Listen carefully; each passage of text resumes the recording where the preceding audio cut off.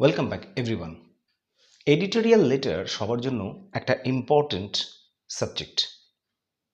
Editorial letter বিভিন্ন রকম civic প্রবলেমকে নিয়ে লেখা হয়, যেরকম ঠিক টাইমে জল পাওয়া যাচ্ছে না, লোডশেডিং হচ্ছে বারবার, বা পাড়ার বা নিজের এলাকার ড্রেন বা নর্দমাগুলো যথাযথভাবে পরিষ্কার হচ্ছে না, বা রাস্তায় জঞ্জাল বা ময়লা জমে আছে সেগুলো নিয়মিত মিউনিসিপ্যালিটি অথবা কর্পোরেশনের থেকে পরিষ্কার হচ্ছে না।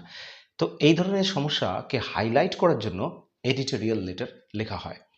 আমাদের এই ক্লাসে এর আগে আরও অনেক এডিটোরিয়াল লেটার দেওয়া হয়েছে। তো এডিটোরিয়াল লেটারের স্ট্রাকচারটা একই থাকে, কিন্তু বিভিন্ন এডিটোরিয়াল লেখার জন্য বিভিন্ন রকম ইংলিশের ওয়ার্ডসের বা স্টক অফ ওয়ার্ডসের অথবা সেন্টেন্সের স্ট্রাকচারের দরকার হয়। সেগুলো শেখার জন্যই এডিটোরিয়াল লেটার প্র্যাকটিস করার দরকার আছে এবং জানার দরকার আছে।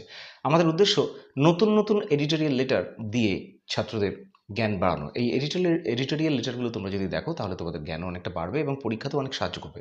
শুধুমাত্র সাজেশন নয়, এছাড়াও আরও দরকার আছে যে আনকমন কিছু যদি পড়ে যায় তাহলে আজকালকার দিনে বাইরের থেকে অনেক জিনিসই আসে এবং সেগুলো করার জন্য নিয়মিত প্র্যাকটিসের দরকার আছে। বর্তমান সমাজের মানুষের নৈতিক মূল্যবোধ যে কমে যাচ্ছে সেইটার উপরে আজকের এডিটোরিয়াল লেটারটা দেওয়া হলো। তো বর্তমান সমাজে এটা একটা বড় ধরনের সমস্যা যে মানুষের নৈতিক মূল্যবোধ অনেক কমে যাচ্ছে এবং সমাজে অনেক অসৎ কাজকর্ম হচ্ছে, যেরকম কিডন্যাপিং হচ্ছে বা থ্রেট দেওয়া বা ভয় দেখানো হচ্ছে, মানুষের পরিবারে অনেক রকম অশান্তি হচ্ছে, সম্মানহীনতা হচ্ছে। এই সমস্ত জিনিসগুলো সমাজে অনেক বেড়ে যাচ্ছে এবং তার জন্য ক্রাইম মোটিভ মানুষের বেড়ে যাচ্ছে। তাই এই জিনিসগুলো সমাজে খুব তাড়াতাড়ি কমে যাওয়া দরকার। আর সেই নিয়েই আজকের এডিটোরিয়াল লেটার। সমাজে যে নৈতিক মূল্যবোধ কমে যাচ্ছে বা মরাল ভ্যালুর যে ইরোশন হচ্ছে সেটা নিয়ে আজকের এডিটোরিয়াল লেটার। তো এসো তাহলে এডিটোরিয়াল লেটারটা স্টার্ট করা যাক। এটা হচ্ছে কোয়েশ্চেন। এ ধরনের প্রশ্ন তোমাদের দেওয়া থাকবে। A letter to the editor of A news paper regarding your deep concern about the erosion of moral values in society. অর্থাৎ যেটা বললাম যে সমাজে নৈতিক বোধ যে মানুষের মধ্যে, নৈতিক মূল্যবোধ যে মানুষের কমে যাচ্ছে সেটার উপরে একটা কনসার্ন, সেটার উপরে যে একটা উদ্বিগ্নতা, সেটা নিয়ে এডিটরকে একটা চিঠি লেখা। দেখো, চিঠিটা স্টার্ট এভাবে আমরা করব। টু লিখে দ্য এডিটর লিখব, তারপরে দ্য স্টেটসম্যান, এখানে অ্যাড্রেসটা দেওয়া থাকবে পুরোপুরি। আর তারপরে দেখো আমরা সাবজেক্ট লিখব। এখানে দেখো সাবজেক্ট লেখা আছে concern over the erosion of moral values in society. সমাজে যে নৈতিক মূল্যবোধ যে মানুষের কমে যাচ্ছে সেটার উপরে যে উদ্বিগ্নতা, সেটাই হচ্ছে এই লেটারটার সাবজেক্ট। এরপরে দেখো আমরা মূল লেটারটাতে আসবো। একটা কথা বলি, এই যে এডিটোরিয়াল লেটারের যে টোটাল স্ট্রাকচারটা দেওয়া আছে, এই স্ট্রাকচারটার জন্য কিন্তু একটা বাঁধা ধরা 3 থেকে 4 নাম্বার থাকে এবং এই স্ট্রাকচার লিখলে কিন্তু পরীক্ষাতে মোটামুটি 3 থেকে 4 নাম্বার পেয়ে যাওয়া যায়। তারপরে বাকিটা লেখার উপর নির্ভর করে নাম্বার তোলার জন্য। সুতরাং স্ট্রাকচার মেনটেন করাটা এই ধরনের অফিসিয়াল বা ফর্মাল লেটারে একটা খুবই গুরুত্বপূর্ণ ব্যাপার। তো এরপরে দেখো বডিটা দেখো তোমরা। এখান থেকে আমরা স্যার বা ম্যাম যেমন আমরা বলে শুরু করি, আমরা সেভাবে শুরু করছি, স্যার অথবা ma'am. Through the columns of এর esteemed daily, I'd like to express my deep concern over the erosion of moral values in recent times in our society. এখানে এই কথাটার মানে হচ্ছে through the columns of your esteemed daily. কথাটার মানে হচ্ছে আপনার খবরের কাগজের, আপনার মূল্যবান খবরের কাগজের মাধ্যম দিয়ে। এই যে columns of your esteem daily মানে হচ্ছে খবরের কাগজে যে কলমে লেখা হয় তার মাধ্যম দিয়ে যে আমি আমার উদ্বিগ্নতাটা প্রকাশ করছি সেটা এখানে বোঝাচ্ছি। এটা হচ্ছে প্রথম প্যারাগ্রাফ। তোমরা এই প্যারাগ্রাফটাকে নোট করে রাখতে পারো এবং যা কিছু তোমাদের প্রবলেম থাকবে, স্পিক প্রবলেমগুলো এডিটোরিয়াল লেটার যখন দেওয়া থাকবে সেগুলো এই প্যারাগ্রাফটার সঙ্গে লিঙ্ক করে দিলেই কিন্তু হয়ে যাবে। এখানে যেমন মরাল ভ্যালিউজ আছে, তোমরা সেখানে অন্য কোনো জিনিস যদি লিখতে দেওয়া থাকে তাহলে সেটা তোমরা লিঙ্ক করে নেবে। এরপরে মূল বডি, লেখাটার মূল বডি মানে চিঠিটার মূল বডি। এবার আমরা সমস্যাটা বলবো। দেখো, ইন দ্য প্রেজেন্ট টাইম, বর্তমান সময়, we find extreme degradation and erosion of moral values in our society. বর্তমান সময়ে আমরা চূড়ান্ত অধঃপতন দেখছি মানুষের নৈতিক মূল্যবোধের। এই যে এখানে এক্সট্রিম ডিগ্রেডেশন, এক্সট্রিম কথাটার মানে হচ্ছে চূড়ান্ত, আর ডিগ্রেডেশন কথাটার মানে হচ্ছে অধঃপতন বা যে নিচে নেমে যাচ্ছে সেটা বোঝাচ্ছে আমাদের সমাজে। তারপরে দেখো, human and brutal activities such as robbery, threat, kidnapping, torture on women and hooliganism are increasing day by day. তারপরে দেখো বলা হচ্ছে এই যে জিনিসগুলো, এই যে অন্যায় কাজগুলো, যেমন ইনহিউম্যান অ্যান্ড ব্রুজাল কথাটার মানে হচ্ছে অমানবিক এবং পাশবিক কাজকর্ম, অ্যাক্টিভিটিস, মানে যেরকম রাবারি, রাবারি মানে ডাকাতি, থ্রেট মানে হচ্ছে ভয় দেখানো, কিডন্যাপিং মানে আমরা সবাই জানি অপহরণ, টর্চার অন ওমেন মানে মহিলাদের উপরে বিভিন্ন জায়গায় বিভিন্ন রকমভাবে অত্যাচার, অ্যান্ড হোলিগানিজম কথাটার মানে হচ্ছে গুন্ডামি। এগুলো দিন দিন বেড়ে যাচ্ছে। এটা দেখো প্রেজেন্ট কন্টিনিউয়াস টেন্সে আছে, আর ইনক্রিজিং আছে, ডে বাই ডে ভার্বের সাথে আইএনজি যোগ করা আছে, এটা হচ্ছে মেইন ভার্ব, ইনক্রিজ হচ্ছে মেইন ভার্ব। দেখো brothers are quarrelling with one another, ভাইরা প্রত্যেকের সঙ্গে ঝগড়া করছে, এটাও কিন্তু প্রেজেন্ট কন্টিনিউয়াস টেন্সে আছে। ব্রাদার্স আর কুয়ারলিং, দেখো কুয়ারলিংটা হচ্ছে মেইন ভার্ব, আর ওয়ান অ্যানাদার কথাটার মানে হচ্ছে একে অপরের সঙ্গে। এখানে অনেকজন ভাই বোঝাচ্ছে, সেই জন্য ওয়ান অ্যানাদার বোঝাচ্ছে। ইচ আদার দুজনের মধ্যে বোঝায়, আর ওয়ান অ্যানাদার অনেকের মধ্যে বোঝায়। তো এখানে অনেককে বোঝাচ্ছে বলে তাই ওয়ান অ্যানাদার কথাটা ব্যবহার করা হয়েছে।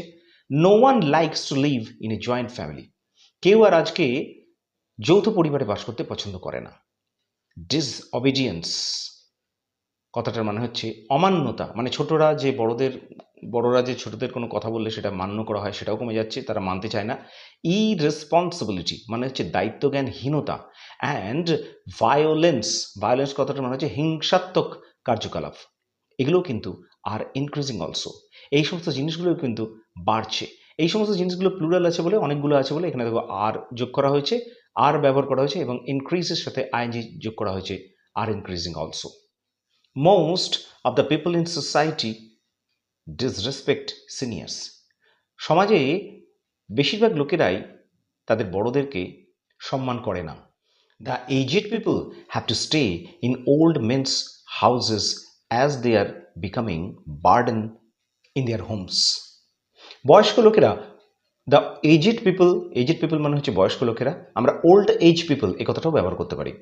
হ্যাভ টু স্টে, এখানে হ্যাভ টু স্টে মানে কিন্তু হচ্ছে থাকা। দেখো কোনো কিছু করতে হবে বা থাকতে হয়, এই ধরনের কোনো কিছু বোঝালে আমরা হ্যাভ টু কথাটা ব্যবহার করি। সেই জন্য হ্যাভ টু স্টে মানে তাদেরকে থাকতে হয় in old men's houses. Old men's houses মানে বৃদ্ধাশ্রম টাইপের জায়গা, সেটা বোঝাচ্ছে। As they are becoming a burden in their homes, যেহেতু তারা তাদের বাড়িতে একটা বোঝা হয়ে যাচ্ছে, তাদের সন্তানের কাছে বা ছেলে মেয়েদের কাছে একটা বোঝা হয়ে যাচ্ছে। wounded persons in accidents are left on the streets, মানে আহত লোকেদের, wounded persons মানে হচ্ছে আহত ব্যক্তিদের এখানে বোঝাচ্ছে।